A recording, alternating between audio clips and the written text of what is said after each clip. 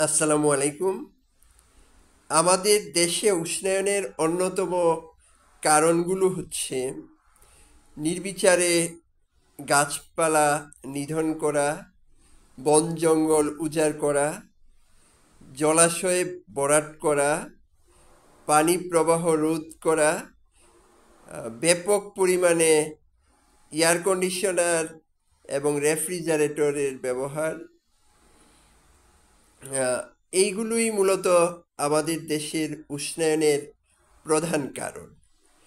যদি আমরা বৃক্ষ নিধন বা বন জঙ্গল উজাড় করার কথায় আসি, তাহলে দেখব কিছুটা আমাদের প্রয়োজনে নিজেদের বাড়ি ঘর নির্মাণের জন্য আমরা আম, বন জঙ্গল ধ্বংস করছি অথবা গাছপালা নিধন করছি।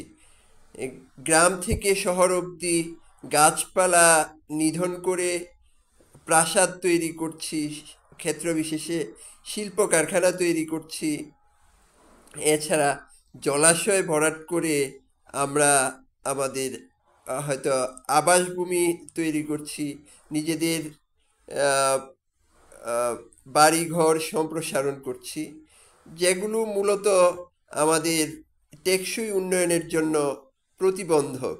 আমরা হয়তো ভাবছি যে শিল্প কলকারখানা করলেই অথবা শিল্প উন্নয়ন অথবা আমরা যদি একটু স্বাচ্ছন্দ্যে বড় পরিসরের প্রাসাদোপম বাড়িতে থাকতে পারি, তাহলেই আমাদের জীবনটা সার্থক অথবা আমরা সুখী হতে পারবো।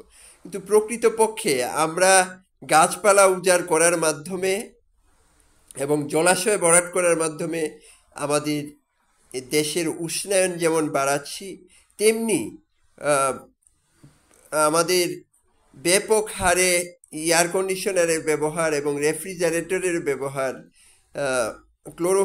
ফ্লোরোকার্বন নিঃসরণের মাধ্যমে উষ্ণায়ন ঘটাচ্ছে। এখনকার সময়ে যে গরম, এই গত কয়েকদিন যাবৎ লক্ষ্য করা যাচ্ছে যে এই গরমে আহ, একবারে জীবন যেন হাঁসফাঁস করছে। প্রচণ্ড গরমে অনেকেই ঘর্মাক্ত হচ্ছে, অসুস্থ হচ্ছে। এখন এইগুলো থেকে মুক্তি পাওয়ার জন্য আমাদের করণীয় হচ্ছে বৃক্ষরোপণ, এবং একান্ত প্রয়োজন না হলে যেন আমরা এয়ার কন্ডিশনার ব্যবহার না করি। এই শীতাতপ নিয়ন্ত্রণ যন্ত্র অনেক ক্ষেত্রে বাসা বাড়িতে স্ট্যাটাস বজায় রাখার জন্য আমরা ব্যবহার করছি।